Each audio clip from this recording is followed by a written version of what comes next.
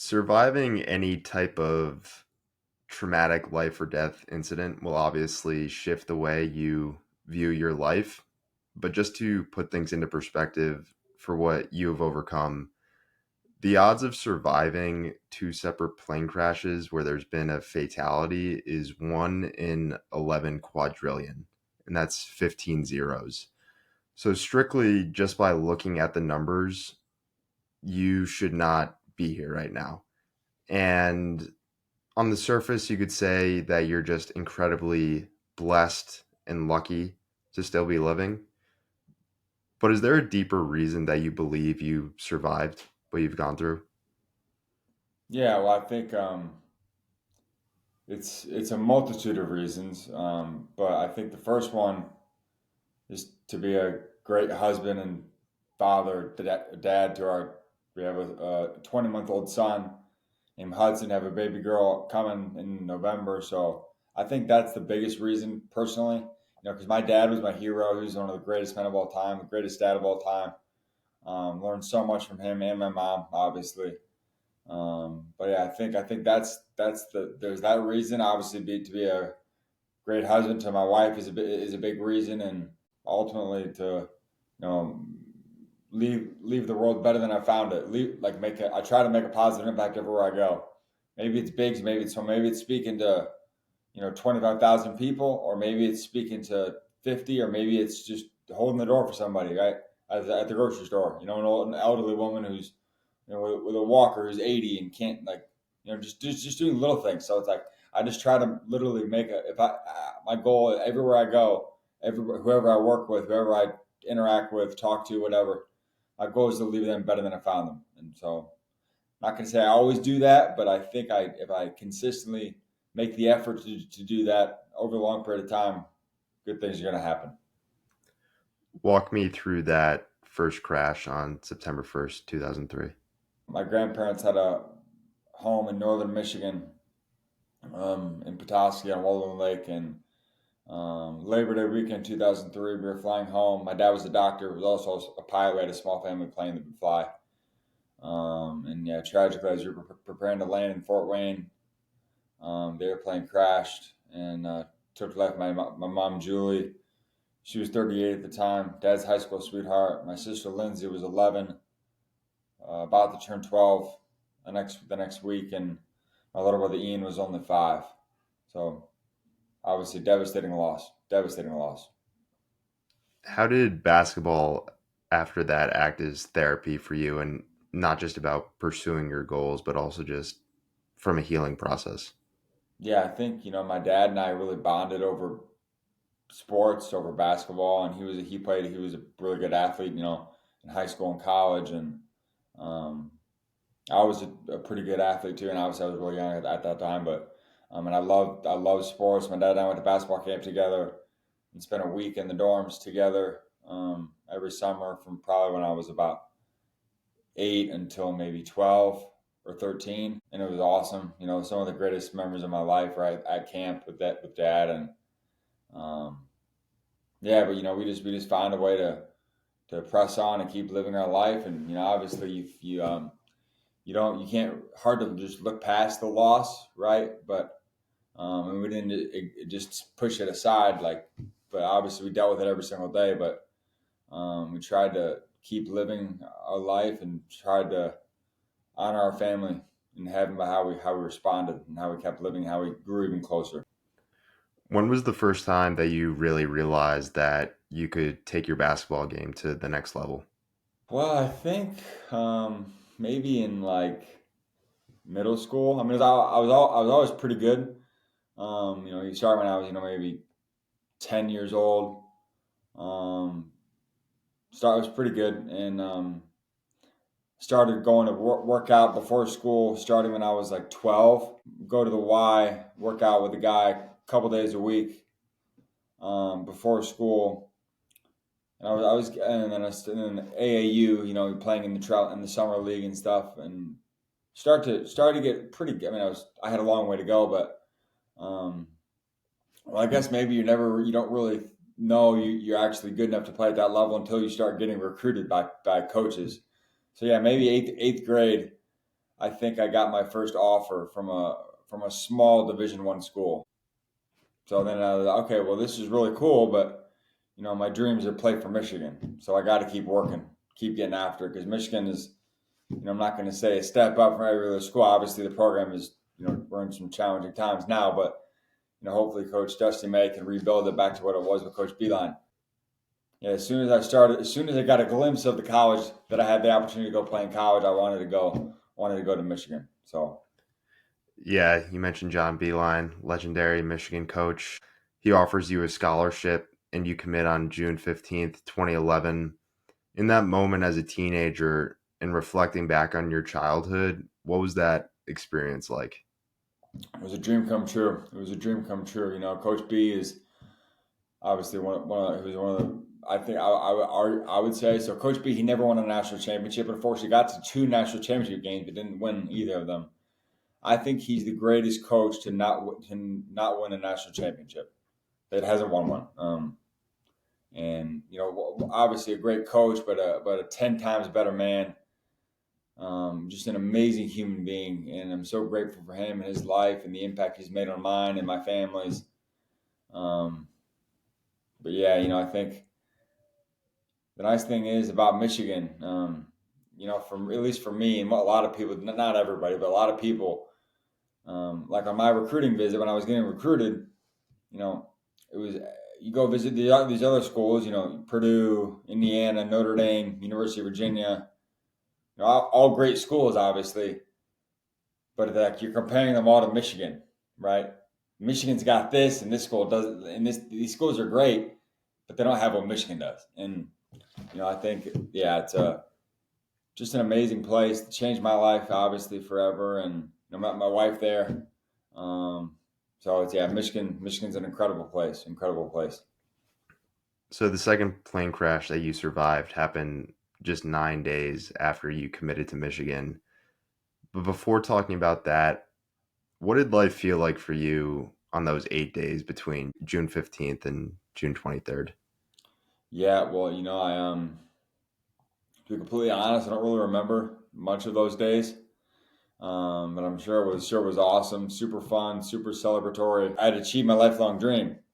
Well, my lifelong dream was not just to go to Michigan. My lifelong dream was to be a great player and help the team win championships at Michigan. But you got to get the scholarship offer. It's the first step in achieving that goal. So yeah, I'm sure it was a lot of fun, and I often think back to man, like how good those days must have been. Celebrating with my family, and yeah, it was a amazing chapter. I'll tell you this: it was the start of an amazing chapter. An amazing. You could say that. Maybe you could even say it's a book. From my chapter, committing to Michigan is chapter one. We'll talk about chapter two in a second, I think, and then chapter 3, 4, and 5 are my recovery, and then chapters 6, 7, 8, 9, and 10 we're at Michigan, and where all the great, amazing things happened for me. So yeah, it was. I'm so grateful, and I've often talked to because a lot of people that get recruited, they get offered a scholarship, and then they sit on it for a couple of weeks or a month even, or even longer than that. Some people. Um, what if I didn't accept on the spot? What if I didn't commit to coach that day? How different would my life be now? So Walk me through June 24th, 2011. yeah, so normal summer day. I think my dad and we played golf. I don't remember this person, but my friend told me this a couple years ago. We played golf with my best friend and his dad that morning. Um, and then and then flew to northern Michigan in the evening. On I think it's a Friday. I think it was Friday, June 24th, and yeah, so the airport we usually flew to. We had to go to a different one because there was some bad weather, so I had to divert to another one. And as you're preparing to land, the airplane tragically crashed again. Took to like my dad Steve, my second mom Kim. Should have killed me too.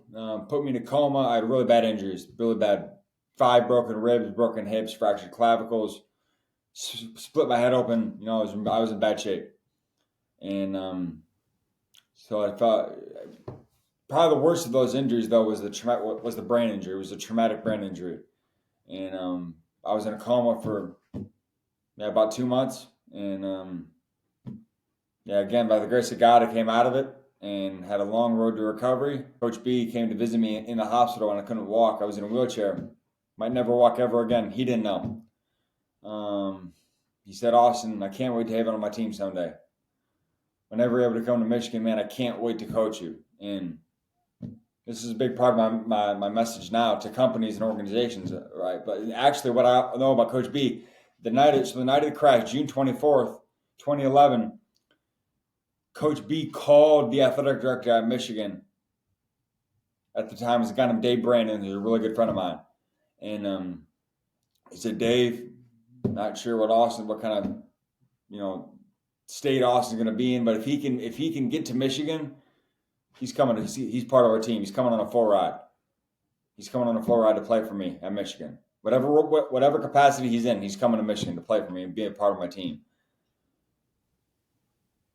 He didn't even know if I was going to survive, and this is one big thing I talk about is, following through on our commitments, even when the circumstances change, or I should say, especially when they change, right? Like Coach B, he offered me a scholarship and I was playing at a high level. June 15th, he thought I'd be able to help his teams win championships on the court. We committed to each other. He made me a promise. I commit to him, right? The circumstances drastically changed. 9 days later, I almost died. I wasn't going to be able to follow through. Or I wasn't going to be able to fulfill my side of the deal and be able to help his teams win on the court. Probably not. He didn't know, but the odds were pretty unlikely. But his follow through on his commitment to me didn't waver, even though the circumstances changed, right? So it's a pretty amazing thing. And yeah, I'm just so grateful for Coach. And I think there's three greatest men in my life, three most impactful men in my life. My Lord and Savior Jesus Christ, of course, my dad, my hero, and the third one's Coach B. In that order, three most impactful men in my life, bar none. They changed that. All three drastically changed the course of my life.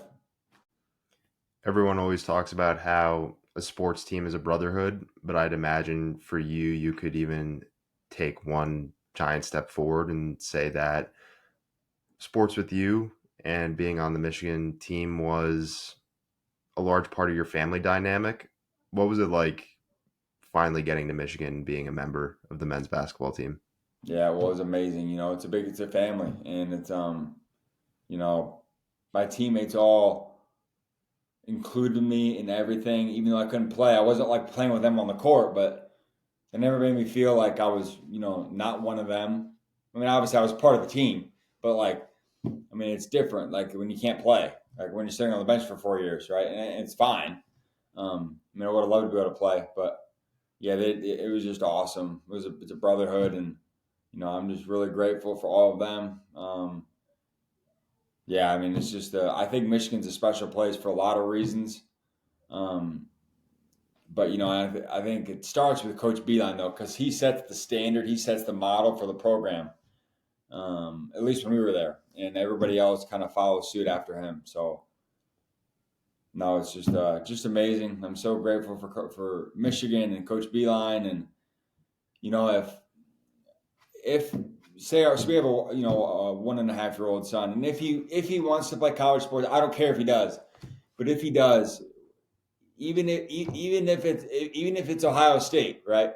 Like if there's a coach at Ohio State or Michigan State like Coach Beeline, that's where I want him to go. I want him to be involved in a program that's led by a man like Coach Beeline, who has such incredible character and integrity, and who really makes it, I believe, a lasting impact on everybody that comes through the program.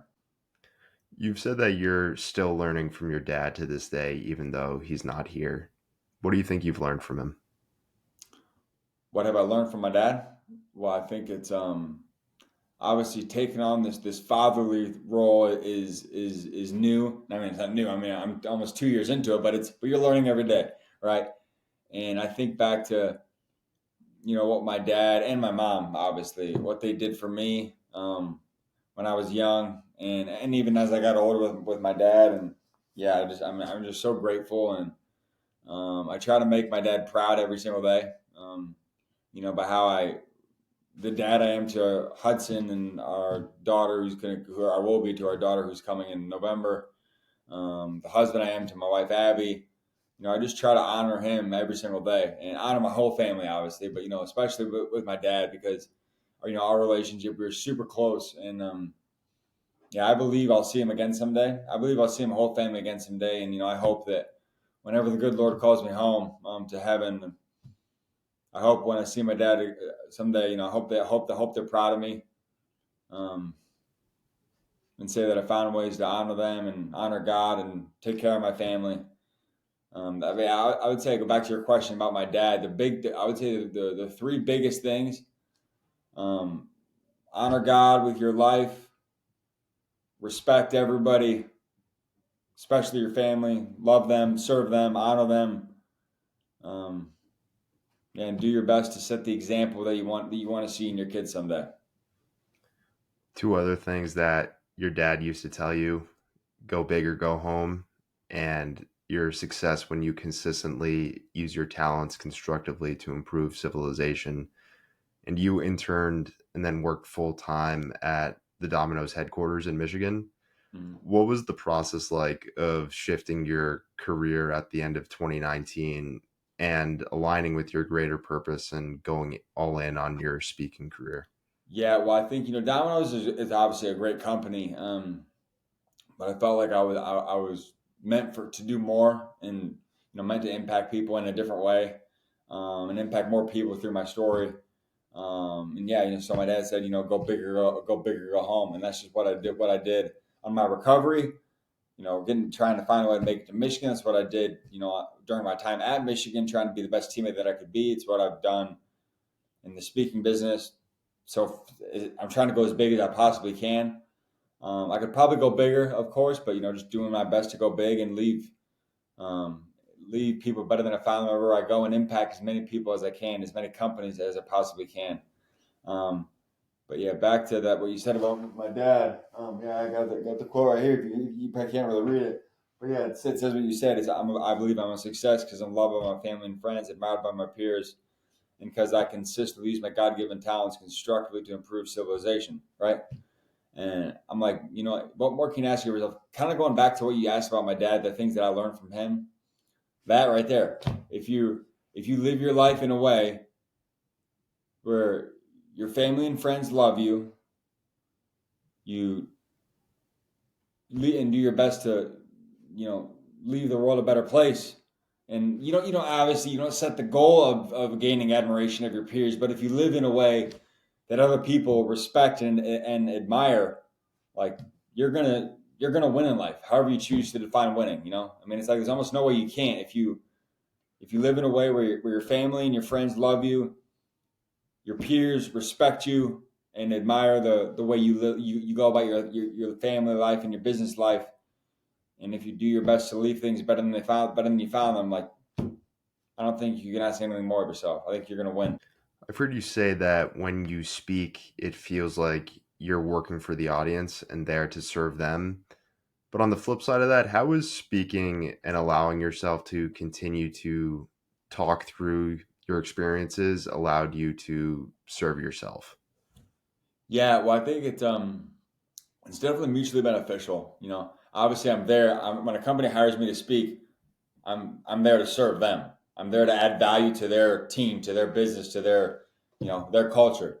That's what I'm there to do. I'm not there for myself, but for me, it's gratifying for me personally, and I think it honors my family in heaven. I don't know how heaven works, obviously, but I think maybe they can see what I'm doing.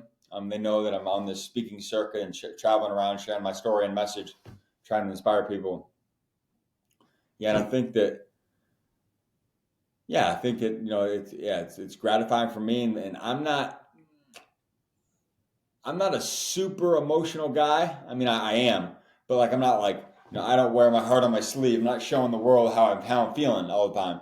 But it's I mean, there's time. Obviously I miss my family every single day. Um, But it's cool because when I talk to companies, I'm not sharing my whole, emotional side of it. But for me, it feels good because it's like, man, I get to talk about my family and celebrate them. And even though they're gone, I get to just talk about how amazing they were, and what a great family I had and have, you know. So yeah, it definitely helps me. I don't speak for me. I speak for companies, right? But it's definitely gratifying for me too. Getting into your relationship with pain, something else that I heard you say is that you have this understanding that the pain to a large extent is never going to go away. It's just going to be something that you live with and going to have to deal with it. And like you said, it's not like you wear that openly or talk about that openly, but it's just a part of who you are now. And I've never gone through anything close to what you've experienced, but just from my own specific experiences when dealing with pain, I feel like I learned that accepting pain rather than trying to fight against it or numb it is probably the healthiest way that you can deal with it. How have you been able to accept your pain to a certain extent? Yeah, well, I think acceptance is very important. The ability to accept things, and I think it's also very important to be able to accept things that you can't understand. Right? Like I'll never understand why my family was taken from me. I'll never understand that. I hope and pray that I never do. I hope and pray that there's never a reason like, yep, these two things. This is why your family died. Like there will never be a logical reason that I can understand at least. But I think like part of turning a negative into a positive is accepting the reality of the situation, whatever it is, and acknowledging the fact that, okay, well, this is terrible. Too bad this happened. I can't do anything about it. But I know I have complete control of how I choose to respond and how I can choose to use this for good, right? And obviously, there's no good from. I don't. I never want to say there's good from that comes from my family dying. That no good comes from that. But I think if you can separate the events from what we've been able to do because of it, you know, and inspire people. And I'm like I said, like I'm so glad I've been able to inspire thousands of people. I've spoken to probably over the past 5 years, I've probably spoken to a few 100,000 people. Like obviously in you know 300 different events, probably averages a few hundred each event, maybe 300 or 400 each event, right? And so if you do that math, I mean that's like whatever 100,000 people or a lot of people, whatever. Um, that's inspiring those people. It's not worth losing my family, but if losing my family is what it is, I can't change that. I could inspire no one, and my family would still be gone, or I could inspire 100,000 people, and my family's still gone. But if I can take some positives from that, right? One thing I've kind of trained myself to do is always look for the opportunity. Where's the opportunity in this? How can I do this better? How can I add more value to this company? How can I honor my family more? How can I be a better husband? How can I be a better dad? How can I get in better shape? How can I, right? Like how can I do better? How can I do this better? That's like the kind of the way I'm wired. You know, like there's people in life that win. What are they doing? What I don't need to do exactly everything they're doing, but what's one thing I could take from them? If I see like, I'm a decent speaker, but I'm not that great. I mean, I got a long way to go. I'm never going to be Tony Robbins, probably never. That's fine. Um, but what's one thing that I can take? I can watch his presentation. Man, he does a really good job using his body language. Or he does a really good job enunciating his voice or raising and lowering his voice based on the cadence of his message at that particular part. He does a really good job interacting with the audience. Okay, this person does a really good job, using their hands and like walking around and being acting, moving like. So there's always things you can take away from people and situations. So I just look at every situation as an opportunity. Where's or okay, well this person maybe they gave a great presentation. but yeah, they really didn't do this well. They spoke really fast for this minute during their speech. Okay, well, I talk fast sometimes too. I got to make sure I'm aware of my cadence and find ways to like hold myself, like to check myself, even when I'm speaking, just to slow down. And even in this interview, I hear myself talking too fast, right? So it's like you gotta like I'll watch this interview after we're done here. Okay, that was good. It was a great interview, but what can I do better when I'm on podcasts in the future? So I'm just kind of wired to always look for the opportunity. And if you, I'm not saying that's a great way to live life, but I'm like, man, you know what? If you're always striving to find ways to get better, there's a pretty good chance you're going to get to where you want to be.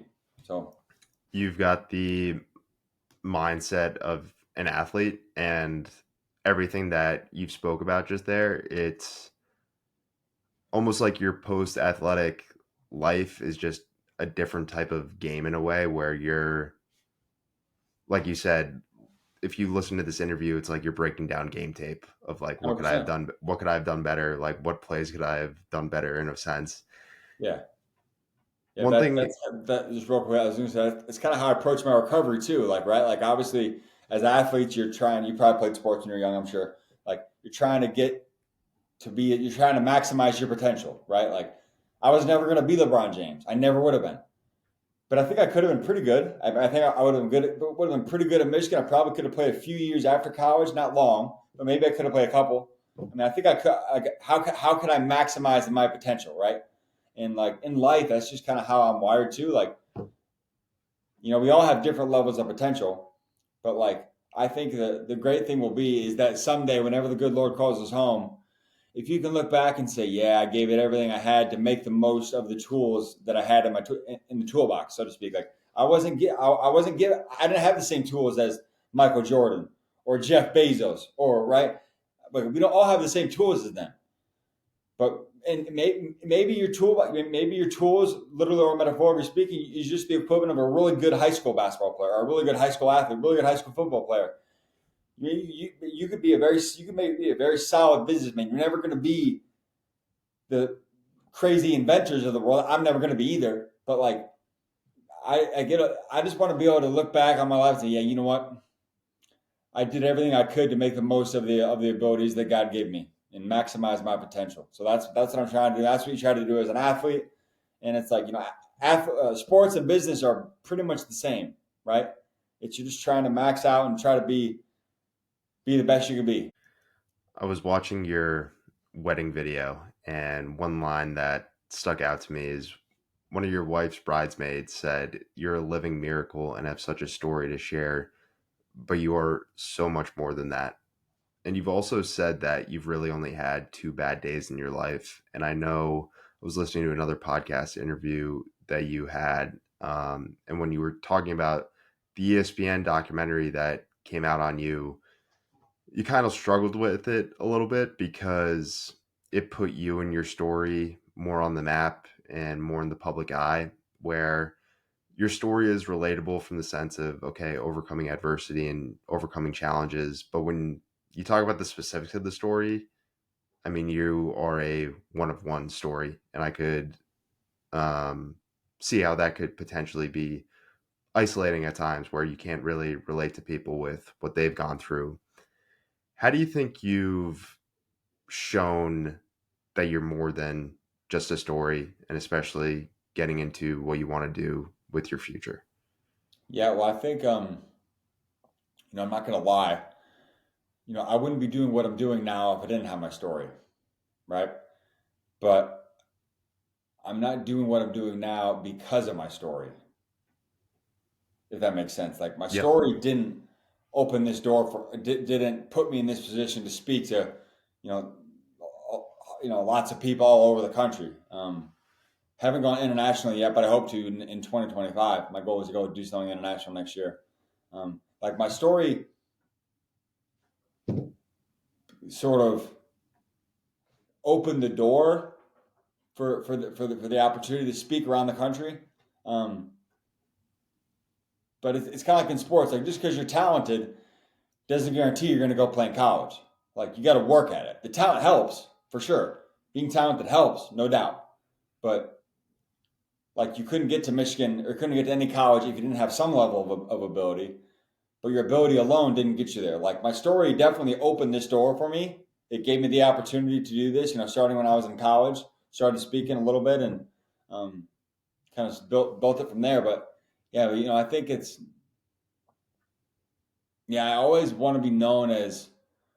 I don't want people to think of me as the kid that survived two plane crashes. I want them to think of me as the kid that maybe it's obviously going to be maybe part of how people identify me. Is it part of my story? Is like it's part of who I am, right? But I think like I want them to think of me more as he was a great speaker. He had a lot, definitely made an impact on our organization. He left us better than he found us. He's honoring his family in heaven.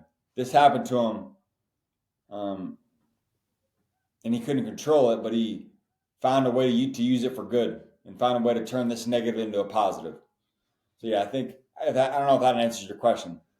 No, Um, it definitely does. And I like what you said about how the story unlocked the path for you, but you have to put in the work to go down this path. Just mm, because you have this experience doesn't mean that you don't have to work at becoming a better speaker and making an impact. Like mm, the story isn't just going to speak for itself. Like you have to bring the story and the benefits of it to life. My last question for you, you've said, I don't experience negatives. Everything I experience contributes to my growth. What does growth look like for you moving forward? Becoming a better husband, becoming a better dad, becoming a better speaker, becoming a better member of the community, becoming a better literally be better. I know this is people say you should have like specific, like the SMART goal framework, right? The specific and measurable and actionable goals. That's good. I mean, and that's obviously very important. But I'm just trying to be better at everything in every way. Like I've got so much room to grow as a speaker, as a business person. Like there are things that are very much in my control that I don't do. Like I just was going through some emails today with some companies that had asked me. And I talked to them in April, and they said it's kind of a crazy time. Let's follow up the week after Memorial Day, so early June. And I was going through my emails, and I'm 2 months late in following up with them.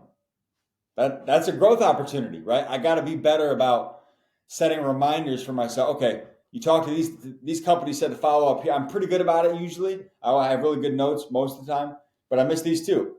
That's a growth opportunity, and I'm not going to say I lost deals because of these. I think this is for 2025, so hopefully there's still time to work something out. But it's just like, man, okay, develop a more um, specific cadence for the follow up, or just when someone tells you to follow up, then here, like they say, follow up with me the week after Memorial Day. Okay, just type an email right then, schedule send it for the week after Memorial Day, so you don't miss that opportunity. So I think like there's always ways to grow, always ways to get better, um, and I don't know I don't know exactly how I need to get better as a dad. I mean, I definitely have a lot of ways. I'm not saying that it's you'll learn more as you experience more as a dad.